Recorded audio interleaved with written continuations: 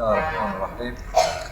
Hakan Esen abimizin göndermiş olduğu, vakfımıza göndermiş olduğu yardımı Afganlı kardeşlerimize ulaştırmak için şu anda hazırlıklarımızı yaptık, tamamladık. Birazdan kardeşlerimizi çağıracağız inşallah. Bunları kendilerine teslim edeceğiz. Yapmış olduğu hayırdan dolayı Allah-u Teala kendisinden razı olsun inşallah. Cennet azığı olsun kendisine. Selamun Aleyküm ve Rahmetullahi.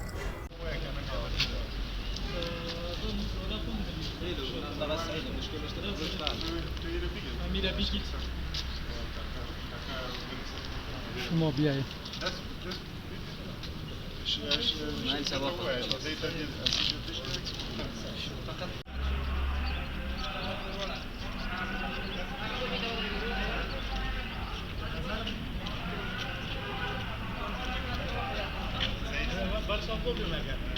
Eğer yele isterseniz vereyim size diyor.